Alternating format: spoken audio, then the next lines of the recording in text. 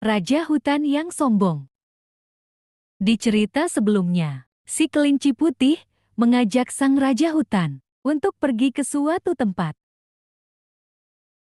Sang raja hutan mengikuti kemana langkah kelinci putih melompat. Akhirnya mereka sampai ke sebuah goa. Kelinci putih kemudian memanggil si ular besar untuk bertemu dengan sang raja hutan. Tak lama kemudian si ular besar itu keluar sampai ke depan goa. Hanya dengan satu oman dari raja hutan, si ular besar itu langsung mundur. Hai kelinci, lihatlah, hanya satu omanku saja. Si ular itu langsung pergi, ucap sang raja hutan dengan sombongnya. Ular besar itu pun kembali masuk ke dalam goa. Tak lama kemudian, ada seekor nyamuk hinggap di tubuh sang raja hutan. Nyamuk itu menggigit seluruh tubuh sang raja hutan tanpa ampun.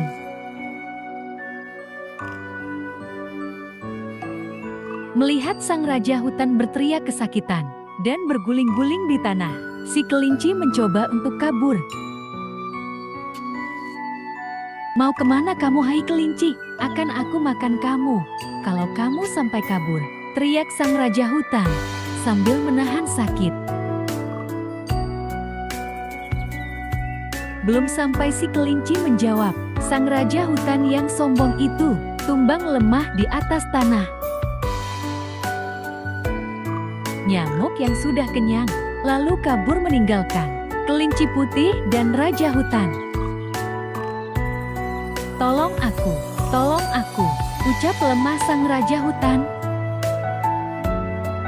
Si kelinci putih yang sebelumnya berniat untuk meninggalkan raja hutan, kemudian mengurungkan niatnya. Kelinci putih itu kemudian mendekati raja hutan dan bertanya padanya, "Kau tadi begitu sombongnya, tak takut pada apa saja di bumi ini, tapi ternyata kau tumbang, lemah, kesakitan, hanya dengan gigitan seekor nyamuk kecil," ucap kelinci putih. "Sadarkah kamu raja hutan, bahwa karena kesombonganmu itu, kau justru kalah atas tantanganku," ucap kelinci putih. "Ya, aku mengaku kalah, aku juga mengaku salah, aku sombong, tolong bantu aku kelinci," ucap raja hutan dengan tulus. "Kamu tunggu di sini, aku akan pergi meminta bantuan pada teman-temanku," jawab si kelinci putih. Kelinci putih pun kemudian pergi meninggalkan raja hutan untuk meminta bantuan pada teman-temannya.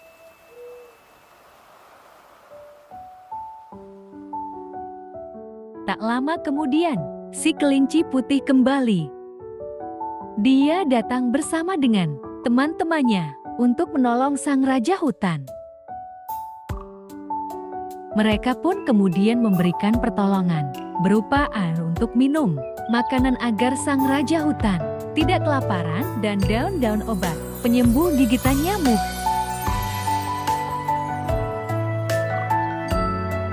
Waktu berlalu, sang raja hutan pun akhirnya sembuh dari sakit gigitan nyamuk itu. Raja hutan berterima kasih kepada kelinci putih dan teman-temannya atas kebaikan mereka menolong sang raja hutan. "Terima kasih karena kalian sudah menolongku. Sekarang, kalian adalah teman-teman istimewaku," ucap sang raja hutan. "Pesan, kamu yang berpikir kamu kuat, justru akan kalah bila mana kamu berperilaku sombong dan suka meremehkan orang lain." Terima kasih.